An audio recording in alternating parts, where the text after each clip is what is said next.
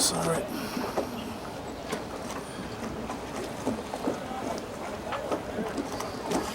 Giles, Scott, you were helming on starboard on T6 today. It was a truncated day. Looked like some really nice conditions developing, but boat came to a halt with what we believe is a problem with one of the foils. What can you tell us? Yeah, we went out there. Breeze was a little bit softer than what we thought. Had a really good, off the back of a really good day yesterday. We had a few changes to make and had some stuff we wanted to look at. But yeah, as you say, we came into a bit of an issue with one of the foils, which has brought us ashore, and we'll be checking that out tonight and making any mods, repairs, looking at the system, just making sure it's good to go again.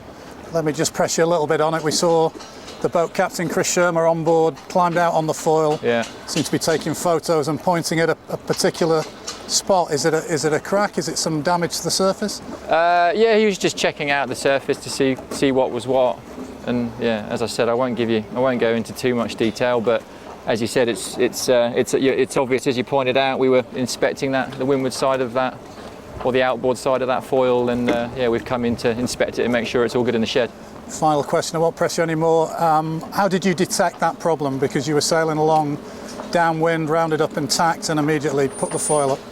Yeah, I mean, as sailors, you're pretty tuned into any tiny little differences. As soon as the control begins to go, or you feel the performance isn't there, you kind of start questioning things pretty quickly, and that led us to stop, get the foil up.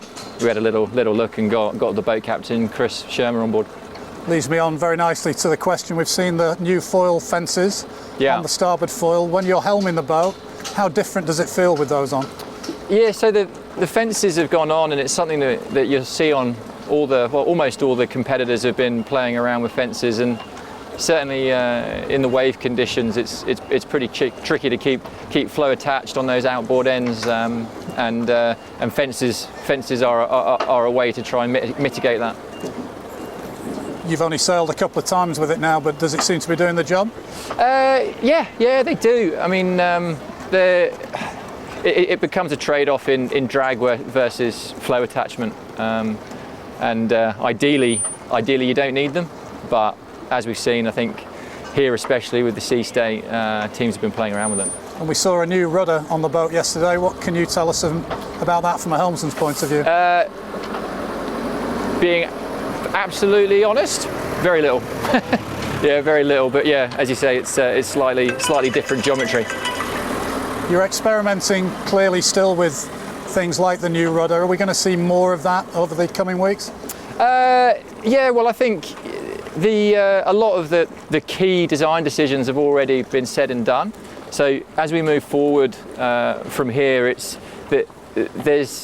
suppose there are big ticket items remaining, but like in terms of RB3, like hulls are generally done, and foils are not too far behind. So as we begin to get towards the end of the lifetime of T6, it kind of shifts more systems orientated.